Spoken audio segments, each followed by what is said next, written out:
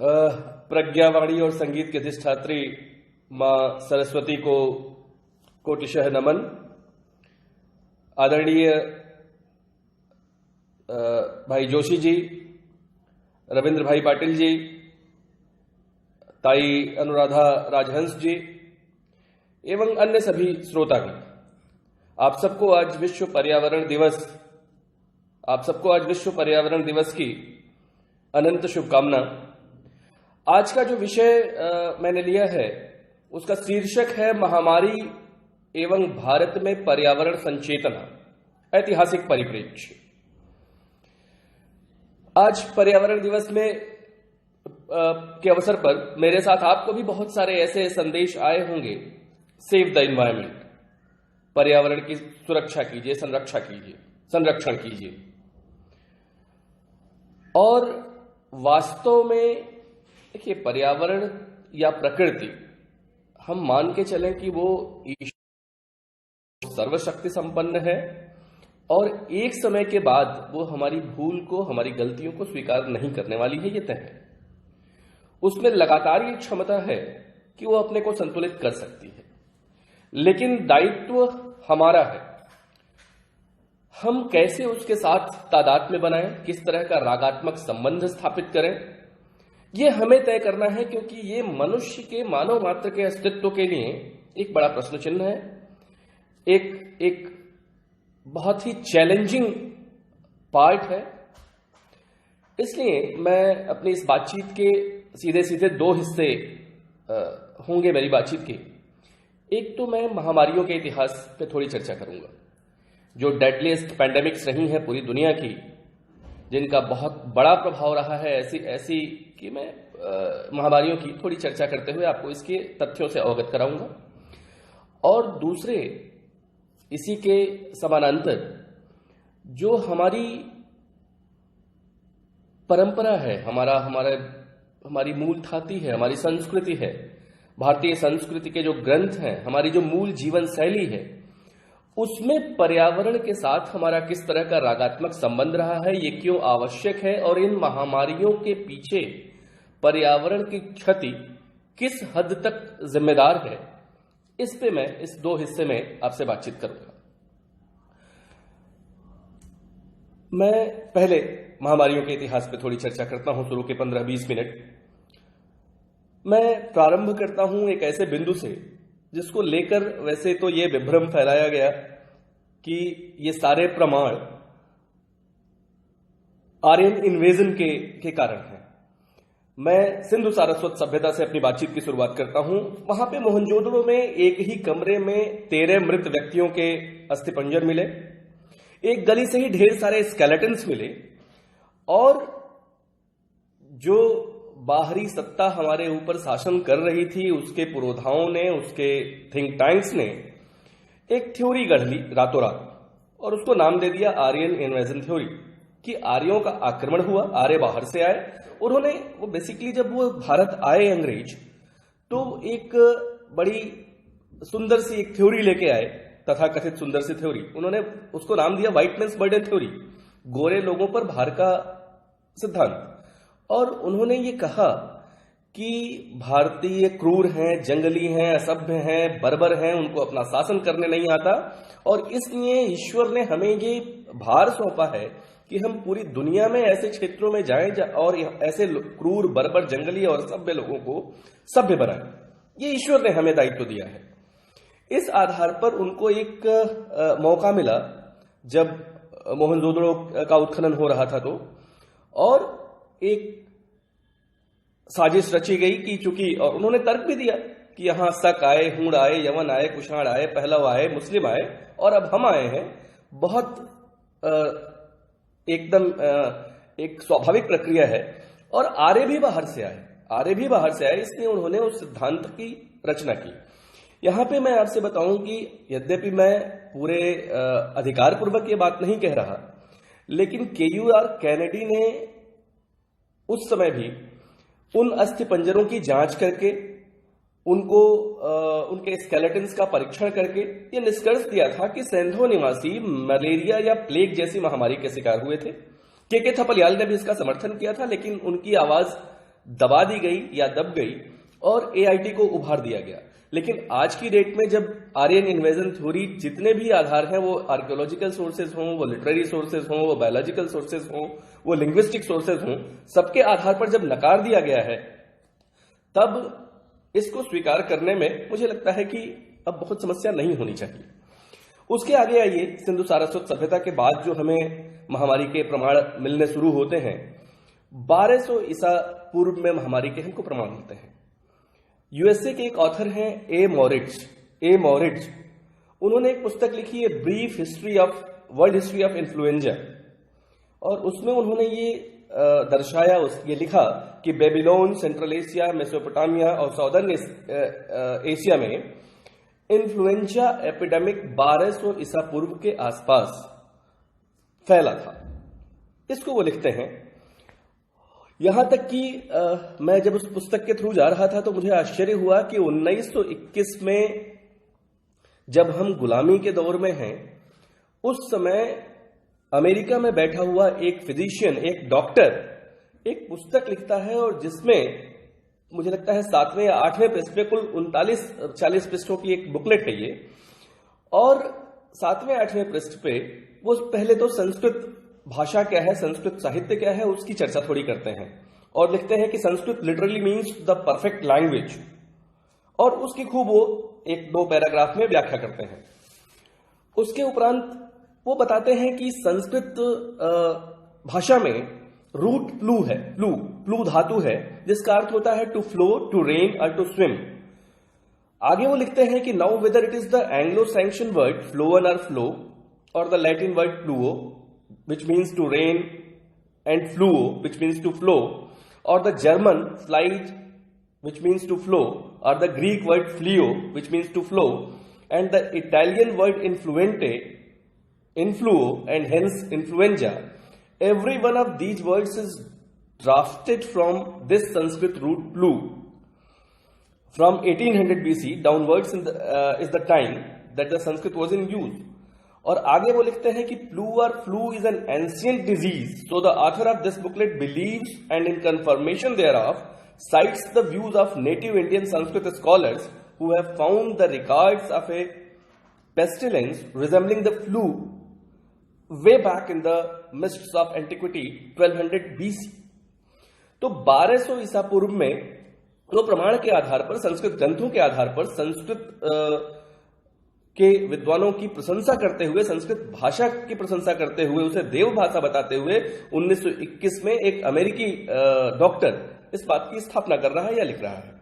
आगे आइए, महामारियों का इतिहास फिर मैं शुरू करता हूं बहुत संक्षेप में। 165 ईस्वी में 165 ईस्वी में एंटोनिन प्लेग फैला रोमन एम्पायर में, जिसको प्लेग ऑफ गैलन भी कहते हैं।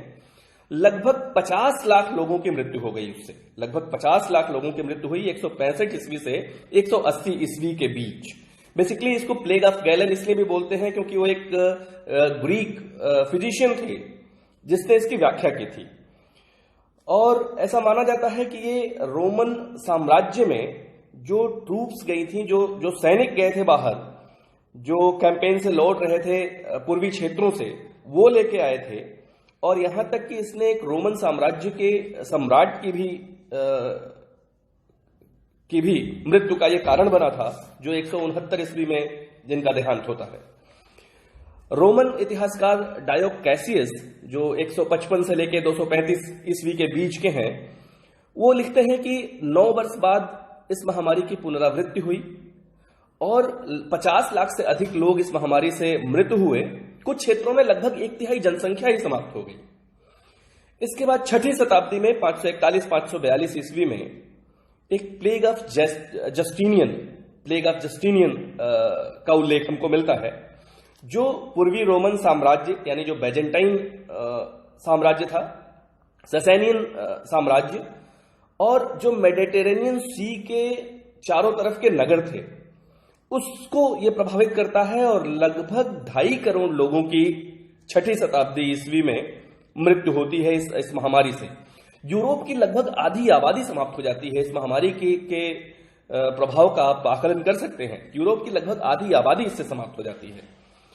8वीं शताब्दी में 735 से 737 ईस्वी के आसपास स्मॉल पॉक्स जापान में होता है और लगभग 1/3 आबादी 20 लाख लोग, लगभग 60 लाख की आबादी थी उस समय जापान की, लगभग 20 लाख लोगों की मृत्यु हो जाती है। इसके स्पष्ट प्रमाण हमको मिलते हैं। इसी तरह से 14वीं शताब्दी में अब हम आते हैं 1346 से 1353 ईस्वी के बीच, 1346 टू 1353। इसको मानव इतिहास के रिकॉर्डेड हिस्ट्री में, लिखित इतिहास में, ये अब तक का सबसे मोस्ट फैटल पैंडेमिक माना जाता है, सबसे अधिक दुष्प्रभाव वाला इसको पैंडेमिक माना जाता है, जिसमें 7.5 करोड़ से लेकर लगभग 20 करोड़ लोगों की मृत्यु हुई। ये निश्चित रूप से विश्व के लिखित इतिहास की सर्वाधिक विनाशकारी महामारी है और इसने पूरी दुनिया के डेमोग्राफी को एकदम बदल के रख दिया। यहां तक कि यूरोप को अपनी पॉपुलेशन को रिकवर करने में 200 साल से अधिक लगे। आप कल्पना कीजिए उस विनाश का कि आज की पॉपुलेशन पे लौटने में यूरोप को कुल 200 साल से अधिक लगे अपने प्रीवियस लेवल तक पहुंचने में। इसी तरह से अब सीधे 19वीं शताब्दी तक आते हैं। 1852 में कॉलेरा हुआ, जो पूर्वी क्षेत्र में फैला और जिससे 10 लाख से अधिक लोगों की मृत्यु हुई। एशियन फ्लू हुआ 1857 के आसपास, जिससे लगभग 20 लाख लोगों की मृत्यु हुई। 1855 से 60 के बीच पूरी दुनिया में एक ब्यूबोनिक प्लेग फैला, जिससे भारत और चीन में 1 करोड़ से अधिक लोगों की मृत्यु हुई। 1889-90 में रूस से नॉर्दर्न हेमिस्फीयर में एक फ्लू फैलता है, जिससे 10 लाख लोगों से अधिक की मृत्यु होती है। और मैं सीधे अब आता हूं आज से 100 साल पहले, लगभग 101 साल पहले 1918 में एक स्पेनिश फ्लू फैलता है और लगभग 50 करोड़ लोग अक्रॉस द ग्लोब इससे प्रभावित होते हैं। पूरी दुनिया में लगभग 50 करोड़ लोगों को हिट करता है ये। लगभग उस समय की जनसंख्या का 28% जनसंख्या इससे प्रभावित होती है। स्पेनिश फ्लू उनको हिट करता है, इसके संक्रमण से वो गुजरते हैं। एक मोराचुम नाम के स्कॉलर हैं जिन्होंने अपनी पीएचडी इसी पे की है यूनिवर्सिटी ऑफ कोलोराडो में, और उनकी कुछ जो 1918 पे थोड़ी सी मैं विस्तार से बात करूं आगे बढ़ने से पहले, वो लिखती हैं कि भारत में इस महामारी से केवल 4 महीने में, सितंबर 1918 से लेकर दिसंबर 1918 के मध्य केवल 4 महीने में 1 करोड़ 20 लाख लोगों से अधिक लोगों की मृत्यु होती है। और दुनिया भर में 5 करोड़ से 10 करोड़ के बीच का टॉल था इस महामारी से लगभग 1 शताब्दी पहले। एक आई विटनेस लिखता है, उन्होंने अपने रिसर्च में ही इस बात को कोट किया है कि एक आई विटनेस लिखता है कि there was none to remove the dead bodies and the jackals made a feast. देश का कोई भी भाग इससे अछूता नहीं रह गया। इसी समय लगभग प्रथम विश्व युद्ध की समाप्ति हुई थी और लौटते हुए जो कॉमर्शियल शिप्स थे, शिपिंग रूट्स थे या मिलिट्री ट्रांसपोर्ट थे, उसी से होके दुनिया के बहुत सारे हिस्से में जो ट्रूप्स लौट रही थी अपने अपने देशों को, उनके माध्यम से, कॉमर्शियल शिप्स के माध्यम से ये दुनिया के बहुत सारे जगहों पे पहुंचा, फैला और पूरी दुनिया को इसने बहुत बुरी तरीके से प्रभावित किया। मई के अंत में ये पहली बार भारत में इसका प्रवेश मुंबई पोर्ट से हुआ था। यद्यपि एक अंतर उस समय देखने को मिलेगा कि भारत में उस समय ब्रिटिश सत्ता थी, ब्रिटिशर्स इससे बहुत कम प्रभावित हुए अपेक्षाकृत। इसीलिए दिसंबर वो बड़े बंगलों में रहते थे, साफ सफाई का अधिक ध्यान रखते थे, तो भारतीयों की तुलना में ब्रिटिशर्स बहुत कम, इसीलिए ब्रिटिश सत्ता इसके प्रति बहुत असंवेदनशील बनी रही। शायद वो संवेदनशील होती भी तो केवल ब्रिटिशर्स के लिए होती, ब्रिटिश अधिकारियों के लिए होती, भारतीयों के लिए वो बहुत हद तक असंवेदनशील बनी रही। दिसंबर 1918 में यूनाइटेड प्रोविंस का जो लेफ्टिनेंट गवर्नर है, वो अपनी टिप्पणी में जो वार्षिक टिप्पणी वो लिखता है वर्ष के अंत में, आप उस असंवेदनशीलता का अनुमान कीजिए कि वो इसकी चर्चा तक नहीं करता, इसकी बात तक नहीं करता, इसका उल्लेख तक नहीं करता। वो लिखता है अपने टिप्पणी में कि everything is very dry but I manage to get 200 couple of snipe so far this season. किंतु भारतीय लोग इससे बहुत बुरी तरह प्रभावित हुए थे। एक पीरियडिकल में एक लेख प्रकाशित होता है, उसमें ये कहा गया कि India perhaps never saw such hard times before. There is wailing on all sides. There is neither village nor town throughout the length and breadth in the country which has not paid a heavy toll. Punjab का sanitary commissioner लिखता है कि नगरों और सड़कों की गलियां मरे हुए और मर रहे लोगों से पट सी गई थी। लगभग हर घर में किसी की मृत्यु का शोक था। चारों तरफ आतंक और शंका का ही राज था। The streets and lanes of the cities were littered with dead and dying people. Nearly every household was lamenting at death, and everywhere terror and confusion reigned. ये पंजाब के सैनिटरी कमिश्नर की टिप्पणी है। ब्रिटिश शासन की असंवेदनशीलता का एक और उदाहरण मैं दूं कि एक बहुत बड़ा ब्रिटिश अधिकारी दिसंबर 1918 में ही लिखता है, वो कितनी सहजता के साथ, जबकि लाखों करोड़ों लोग उसमें मर रहे थे, 1.25 करोड़ के आसपास की टोल थी, 1.25 करोड़ भारतीय उसमें लगभग मृत्यु उनकी हुई थी, और दिसंबर 1918 में ये मृत्यु हो चुकी है तब तक 4 महीने में, और वो लिखता है कितने लापरवाही से कि a good winter rain will put everything right and things will gradually rectify themselves. बारिश का इंतजार है, इंद्र देवता बारिश करेंगे और सब चीज धुल जाएगा, ठीक हो जाएगा। और इसी दौरान और लोगों का गुस्सा क्यों बढ़ता है? अप्रैल 1919 तक आते आते जालियांवाला बाग का नरसंहार होता है और गांधी जी असहयोग और खिलाफत शुरू करते हैं। इस महामारी में जो ब्रिटिश अन्याय हुआ है जनता के साथ, वो उसमें जुड़ता है, वो उसके जो ग्रीवेंसेस हैं, उसका जो कष्ट है, उसकी जो तकलीफ है, वो भी उसमें जुड़ती है, और इसलिए ये आंदोलन बहुत तेजी से उभरता है, पनपता है। सितंबर 1919 में जो यंग इंडिया प्रकाशित होती है, उसमें गांधी जी भी लिखते हैं, वो यंग इंडिया में उसके वॉल्यूम 2 नंबर 9 में, कि no other civilised country could a government have left things so much undone as the British government of India did during the prevalence of such a terrible and catastrophic epidemic.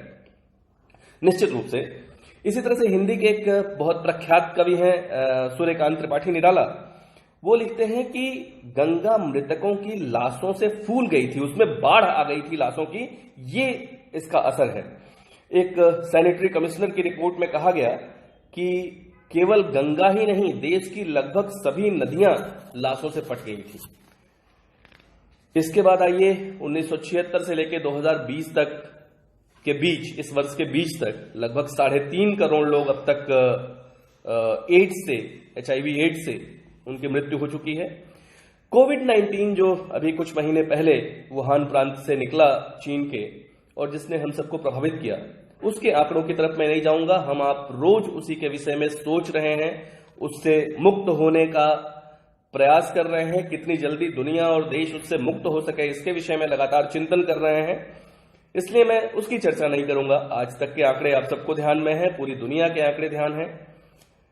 पश्चिम और America ने इस पे जो उनकी स्थिति है वो हम खूब ठीक से समझ रहे हैं, भारत की स्थिति को खूब ठीक से समझ रहे हैं।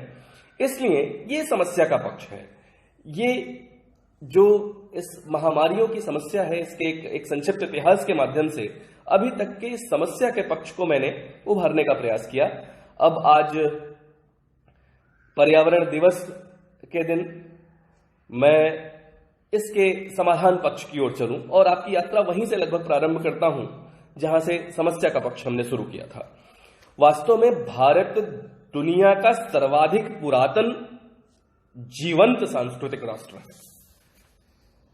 इसलिए अगर दुनिया में, अब मुझे नहीं लगता कि मॉडल अगर कोई दे सकता है तो वो पश्चिम है या अमेरिका है।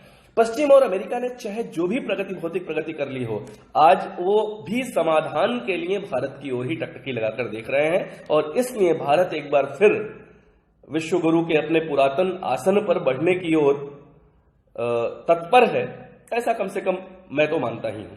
मैं आपकी यात्रा शुरू कराता हूं अपने आयुर्वेदिक ग्रंथों से कि उसमें इस तरह की महामारियों की और पर्यावरण को कैसे कोरिलेट किया गया है, क्या उनके रेफरेंसेस आए हैं, मैं थोड़ी चर्चा उस पर आपसे करता हूं साझा। आयुर्वेद की बृहत्त्रयी है, 3 मूल ग्रंथ आयुर्वेद के माने जाते हैं अपने यहां, चरक संहिता, सुश्रुत संहिता और बागभट्ट का अष्टांग हृदय। चरक संहिता में महामारियों का वर्णन उसके विमान स्थान 3 के एक अध्याय है जनपदोध्वंस।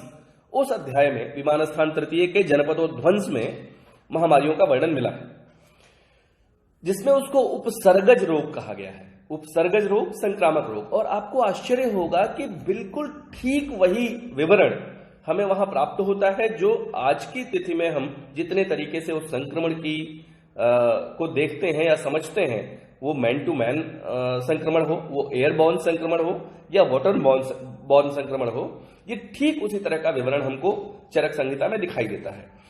सुश्रुत संहिता में, वो ऐसी पुस्तक है सुश्रुत संहिता जिसमें 300 तरह के ऑपरेशंस का जिक्र है, 300 तरह की सर्जरी का जिक्र है। और हम ये माने या ना माने, हम अपने उस आत्मविस्मृति की ओर हम चले गए, लेकिन दुनिया अब शायद उसको रिकॉग्नाइज कर रही है, इसलिए हमने ये कहने का साहस नहीं किया। किंतु ऑस्ट्रेलिया के एक मेडिकल यूनिवर्सिटी ने आचार्य सुश्रुत की मूर्ति को अपने मेडिकल कॉलेज के कैंपस में फादर ऑफ मेडिसिन कहते हुए, लिखते हुए स्थापित किया है। सुश्रुत संहिता के सूत्र स्थान 6 में मरक नाम से महामारियों का उल्लेख है, उसका वर्णन मिलता है। और अब आइए कि उसके पीछे कारण क्या बताया है। महामारियों के मूल कारण को व्याख्यायित करते हुए उसमें कहा गया है कि महामारियों का मूल कारण है अधर्म। धर्म यानी रिलीजन नहीं, धर्म यानी धार्यते इति धर्म। स्पष्ट है कि न धर्म इति अधर्म, न धार्यते इति अधर्म। और वहां पे बताया गया है कि मनुष्य की जो लोभी प्रवृत्ति है, जो लालची प्रवृत्ति है, वो इसके लिए बहुत उत्तरदायी है। चरक संहिता लिखता है कि लौल्यम क्लेश करणानाम श्रेष्ठतमम उच्यते। मनुष्य की लोभी प्रवृत्ति, लौल्य प्रवृत्ति, यही उसके क्लेश, उसकी बीमारियों का कारण है। और उसके भी कारणों की चर्चा की गई है कि अपनी लोभी प्रवृत्ति के कारण उसमें संग्रह की प्रवृत्ति पैदा होती है, उसके कारण उसकी आलस्य में वृद्धि होती है, ईर्ष्या और द्वेष पनपता है।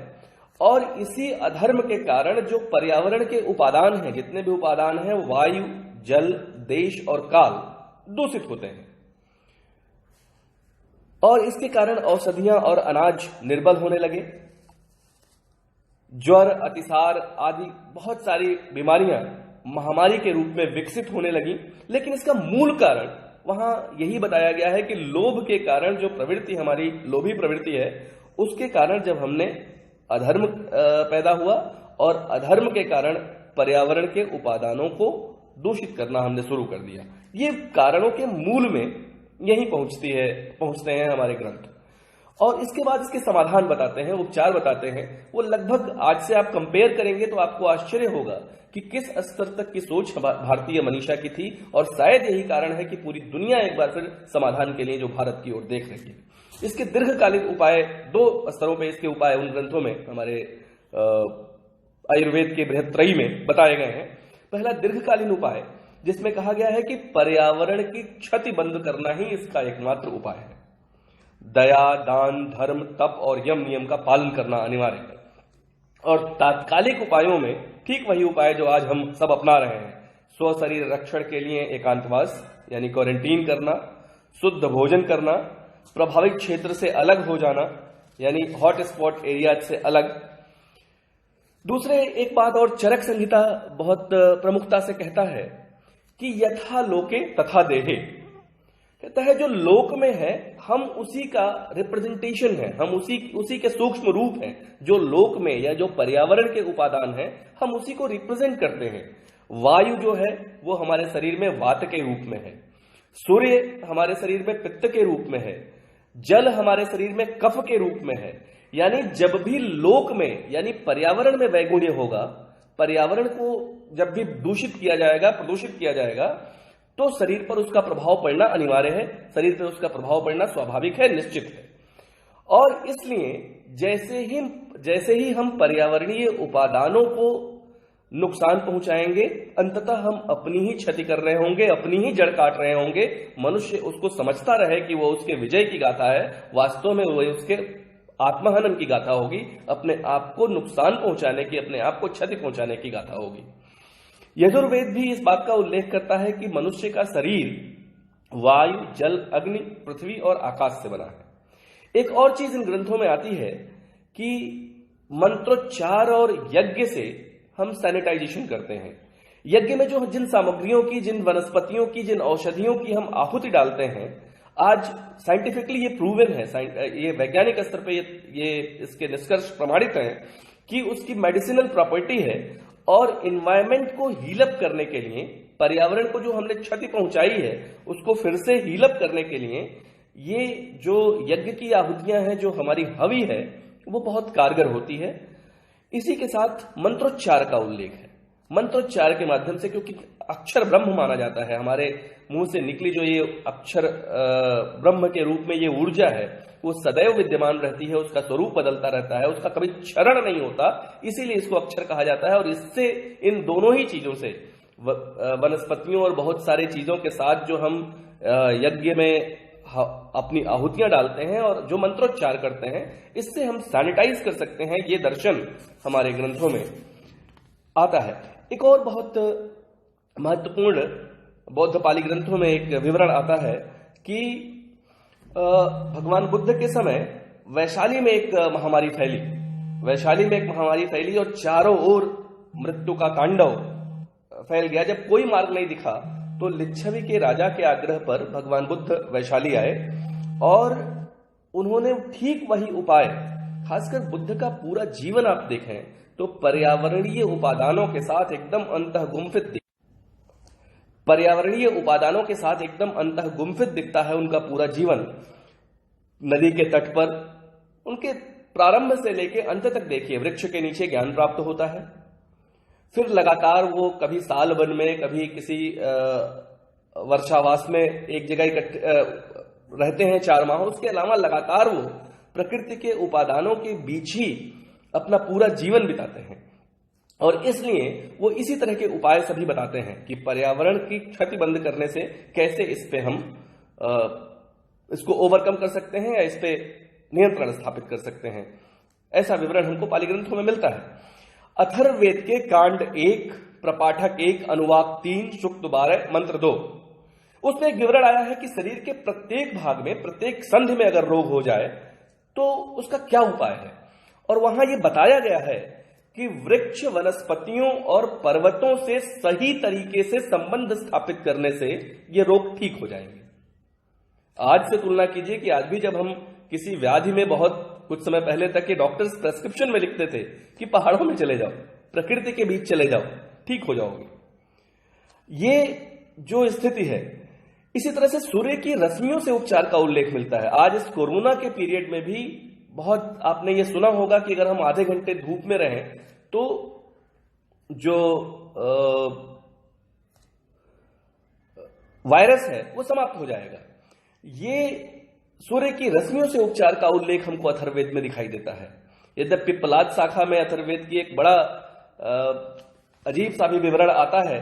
जब किसी क्षेत्र या प्रांत में बैठा एक ऋषि ये कल्पना करता है, वो कहता है कि हे तकमन, हे जूड़ी, हे हाई फीवर, ज्वर, कहता है कि तुम गांधार चले जाओ, तुम काशी चले जाओ, तुम मगध चले जाओ, तुम हिमालय चले जाओ, बस ये स्थान छोड़ दो।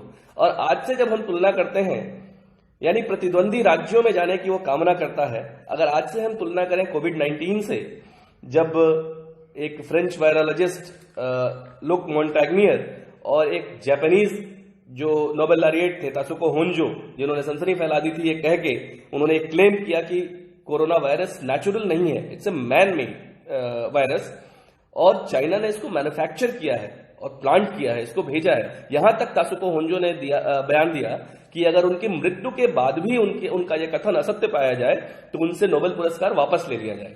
इसलिए इस दृष्टि से भी जब हम अपने ग्रंथों का भी अनुशीलन करते हैं तो इस तरह के हमको प्रमाण मिलते हैं। इसी तरह से कौटिल्य के अर्थशास्त्र के 14वें अधिकरण में एक परघात प्रयोग का उल्लेख हुआ है, जिसमें शत्रु राज्यों में बीमारी कैसे फैला दी जाए, अंधता कैसे फैलाई जाए, हैजा कैसे फैला दिया जाए, नदियों को कैसे विषैला बना दिया जाए, जल को प्रदूषित कर दिया जाए, वायु को प्रदूषित कर दिया जाए जिससे वहां बीमारियां फैले, किन किन जीवों या वनस्पतियों से यह कार्य संभव होगा, इसकी खूब चर्चा मिलती है।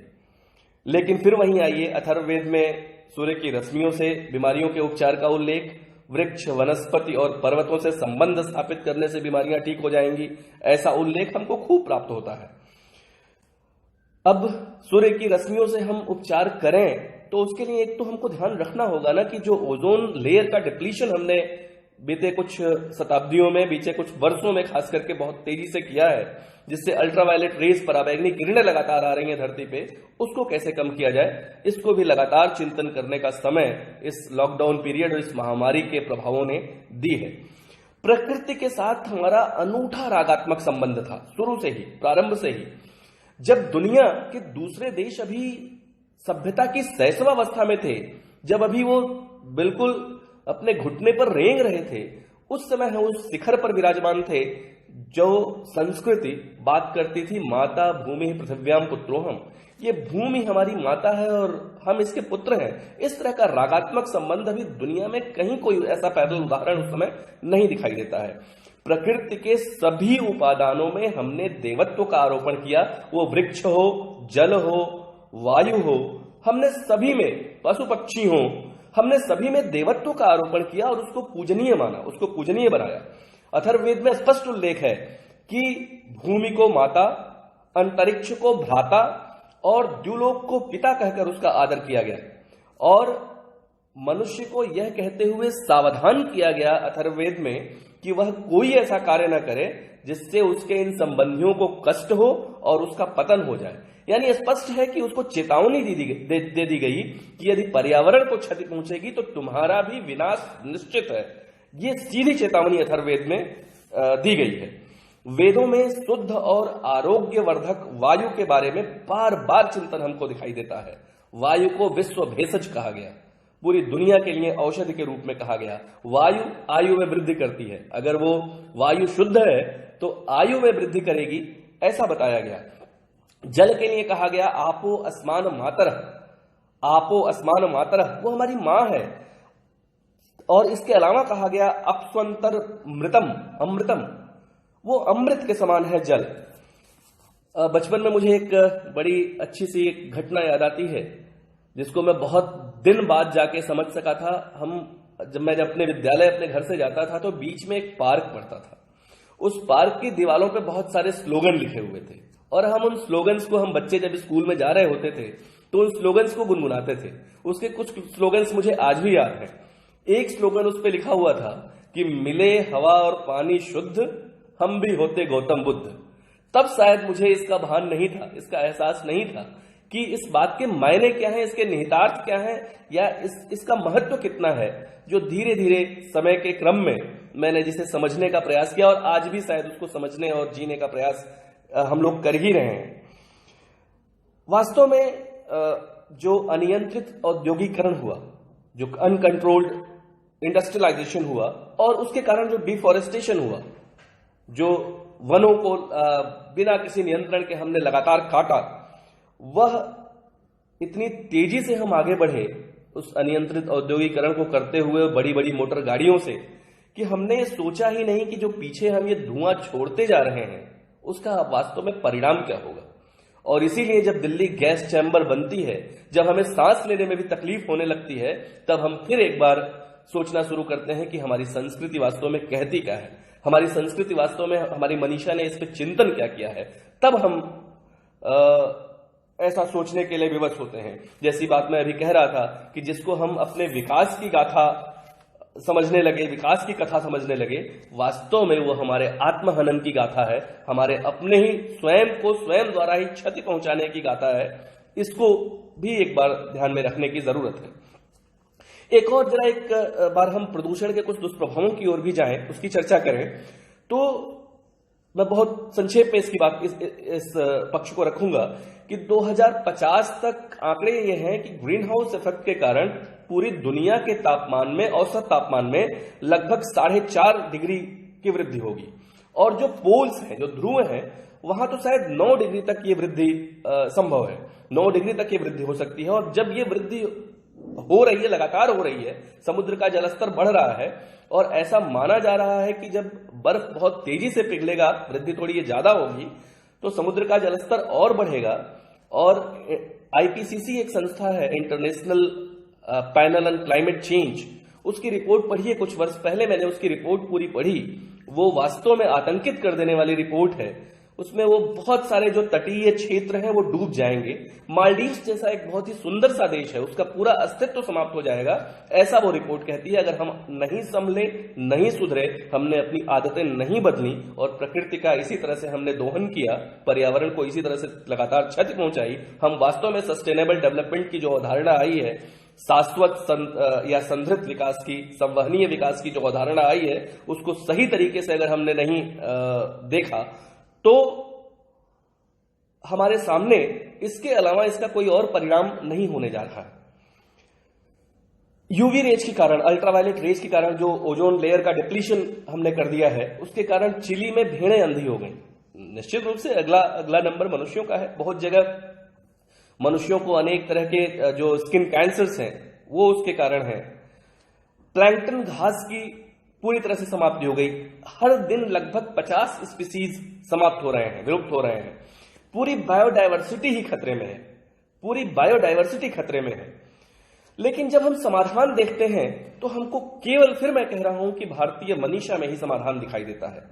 वाराह पुराण लिखता है कि एक व्यक्ति जो पीपल, नीम और बरगद के वृक्ष लगाता है वो कभी नरक नहीं जाता, उसे स्वर्ग की प्राप्ति होती है। अग्नि पुराण लिखता है कि वृक्षों को पुत्र मानकर उनके पोषण की जिम्मेदारी अगर व्यक्ति उठाए तो उसे स्वर्ग की प्राप्ति होती है, उसे यहां इह लोक में भी सभी ऐश्वर्य की प्राप्ति होती है, और उसको काटने वाला नरक का भागी होता है। सम्राट अशोक अपने एडिक्ट्स में आदेश देता है कि यदि किसी ने वन को काटने या जलाने का प्रयास किया तो उसको मृत्यु दंड दिया जाएगा। वास्तव में यह पृथ्वी एक एक व्यक्ति की सभी आवश्यकताओं को पूरा करने में सक्षम है, लेकिन एक भी व्यक्ति की लिप्सा को नहीं पूरा कर सकती, एक भी व्यक्ति के लालच को पूरा नहीं कर सकती। और इसीलिए हमारी संस्कृति कहती है कि ईशावास्यमिदं सर्वम यत्किंच जगत्याम जगत तेन त्यक्तेन भुंजीथा मां गृधः कस्त्वद्भिनम। स्मृतियों में ऐसे लगातार रेफरेंसेस मिलते हैं। मेरे पास ऐसे सैकड़ों, 50 रेफरेंसेस मेरे जीवा पे भी हैं, लेकिन समय की अपनी सीमाएं हैं कि हमें जल प्रदूषित नहीं करना चाहिए, हमें प्रकृति के उपादानों से छेड़छाड़ नहीं करनी चाहिए, उनकी क्षति को बंद कर देना चाहिए, अन्यथा उसके दुष्परिणाम हमें ही झेलने होंगे। उसके लिए दंड के प्रावधान है। ये लगातार स्मृति ग्रंथों में, पुराणों में और कई सारे उपनिषद ग्रंथों में भी इसके रेफरेंसेस हमको प्राप्त होते हैं। अथर्ववेद में पीपल को सर्वशक्तिमान माना गया, जिसकी पत्तियां सदैव चलायमान रहती हैं और निरंतर वो शुद्ध वायु हमें प्रदान करती हैं, ऐसा बताया गया। उसमें अथर्ववेद में ऋषि ये प्रार्थना करता है पीपल की कि हे सूर्य पीपल, तुम अंधकार मिटाने वाले सूर्य से, प्रेरणा देने वाले वायु से और जल से स्नेही बनकर अनेक बाधक रोगों को नष्ट कर दो। ये ऋषि की प्रार्थना होती है। जब श्रीमद् भगवद गीता में भगवान श्री कृष्ण भी कहते हैं कि वृक्षों में मैं अश्वत्थ हूं, पीपल ही तो हूं, मैं वृक्षों में पीपल हूं, ऐसा वो कहते हैं। ये हमारे ग्रंथों में बताया गया कि कोई भी जड़ औषधि विहीन नहीं होती, किसी भी वृक्ष की जड़ औषधि विहीन नहीं होती। लेकिन हमने अपनी लालच में, अपने लोभ में बड़ी संख्या में वृक्षों, वनस्पतियों और वनों का विनाश किया और इस संकट को और बहुत अधिक बढ़ा लिया। प्रकृति से रागात्मक संबंध का एक और उदाहरण मैं आपको दूं कि जब गुरुकुल परंपरा में जब विद्यार्थी की शिक्षा पूरी हो जाती थी तो तैत्तरीय उपनिषद में यह विवरण आया है, तो गुरु उसको किसी ऊंचे स्थान पर ले जाता था, किसी बहुत ऊंचे स्थान पर ले जाता था और उसको सामने दिखाते हुए उससे पूछता था कि ये बताओ कि जो दूर दूर तक तुमको दिखाई दे रहा है, जो ये वन, नदी, पर्वत, जितने भी, और इस धरती के नीचे भी जिसकी तुम कल्पना कर सकते हो, ये जो तुम्हारे आंखों से या तुम्हारे मन से जो भी तुमको दिखाई दे रहा है, क्या तुमको उसके विषय में पूरा ज्ञान प्राप्त हो गया है? और यदि विद्यार्थी उसे कहता था कि हाँ मुझे इसके विषय में पूर्ण ज्ञान है, तभी उसकी शिक्षा को पूरा माना जाता था। छांदोग्य उपनिषद में हमको ये, तैत्तरीय उपनिषद में हमको ये विवरण प्राप्त होता है। यहां तक कि हमारी संस्कृति में इतनी चिंता, इस हद तक चिंता की गई थी, आप एक बार कल्पना करें कि केवल अस्त्र शस्त्रों में भी केवल एक ब्रह्मास्त्र का जिक्र आता है, एकमात्र वही अस्त्र होता था जो विलीन नहीं होता था, जो विलीन नहीं हो सकता, यानी वो बायोडिग्रेडेबल नहीं था, वो उसका जैविकीय क्षरण नहीं हो सकता था। यानी जितने भी इसके अलावा अस्त्र थे, दे ऑल वेयर बायोडिग्रेडेबल। अब ऐसी संस्कृति जिसके अस्त्रों में भी पर्यावरण का इस तरह का ध्यान रखा जाता हो, ये दुनिया में विरली ही है। और विडंबना यही है बस कि हम शताब्दियों की दासता के कारण आत्मविस्मृति की ओर गए, हमें स्मृति लोप हुआ, हमने अपनी ही थाती को समझना छोड़ दिया। जो सैकड़ों वर्षों की हमारी दासता थी, उसने हमें अपने आत्मगौरव से वंचित कर दिया। यही वो चाहते भी थे। उन्होंने हमारे कॉन्फिडेंस को हैमर करने के सारे प्रयास भी किए कि कैसे इस आत्मविश्वास को तोड़ दिया जाए भारतीयों की, ताकि लंबे समय तक निष्कंटक राज हम कर सकें। और उसमें बहुत अधिक वो सफल भी हुए, उन्हें सफलता भी मिली। इसलिए हमने इन मूल्यों को कभी जिया है, हमने इन सिद्धांतों को कभी जिया है, लेकिन आज हम नहीं जी रहे। आज हम उससे कतिपय दूर हो गए हैं। इसीलिए मां के रूप में स्थापित होने के बाद भी हमारी नदियां बजबजाती हुई सी हैं नालियों की तरह।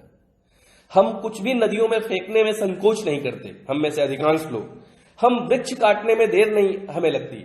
अभी राजा भाऊ बंसोड़े जी ने एक बड़ा अच्छा इस पे कमेंट किया है कि पेड़ काटने पर कड़क अनुशासन की जरूरत है। निश्चित रूप से। और वही मैं कह रहा था कि सम्राट अशोक के समय में तो ये कहा गया था कि पेड़ काटने वाले को, वन काटने वाले को, उसे नष्ट करने वाले को मृत्यु दंड तक का प्रावधान है। हम क्यों इस तरह के प्रावधान इस समय पुनः नहीं एक बार इस पे सोच सकते, जबकि दुनिया को, देश को वास्तव में इसकी जरूरत है। वास्तव में देखिए, पश्चिम का मॉडल पूरी तरह से विफल हो गया है। उन्होंने केवल आधुनिकता और भौतिकता की दौड़ में जो अर्जित किया, उसकी अपनी सीमाएं हैं। वास्तव में आज दुनिया को विकल्प देने की स्थिति में पुनः भारत ही है। हमें लेकिन फिर वही तादात्म्य भाव अपनाना होगा। मुझे स्मरण हो आ रहा है कि भगवान राम जब सीता का हरण हो जाता है, तो भगवान राम सीता को ढूंढते हुए, सीता को खोजते हुए जब वन वन भटक रहे होते हैं, तो तादात्म्य भाव देखिए कि तुलसी लिखते हैं कि वो सभी पशु पक्षियों से, वनस्पतियों से पूछते हैं, हे खग मृग, हे मधुकर श्रेणी, तुम देखी सीता मृग नैनी, कि क्या तुमने हिरन की आंखों जैसी मेरी सीता को देखा है? हे खग मृग, हे मधुकर श्रेणी। अरण्य की चर्चा आती है। अरण्य, हम वन को अरण्य कहते हैं, जहां रण नहीं अर्थात संघर्ष नहीं है, जहां तादात्म्य है, जहां समरसता है। इसलिए एक बार पुनः हमें उन बेसिक्स की ओर लौटने की जरूरत है। वही इकलौता विकल्प है हमारे समक्ष। हम पुनः एक बार अपनी उस गौरवमयी संस्कृति को, अपनी उस थाती को, अपने वेदों, पूरे वैदिक और पौराणिक साहित्य में बिखरे हुए ऐसे लगातार जो मोती के समान हमारे लिए दिशा निर्देश हैं, उनको एक बार पुनः अपने जीवन में पिरोएं। यही इकलौता विकल्प हमारे सामने, दुनिया के सामने बचा है। मैं एक आह्वान के साथ कि मुड़ो प्रकृति की ओर, बढ़ो मनुष्यता की ओर, इसके साथ ही अपनी बात पूरी करता हूं। बहुत बहुत धन्यवाद। वंदे मातरम। धन्यवाद।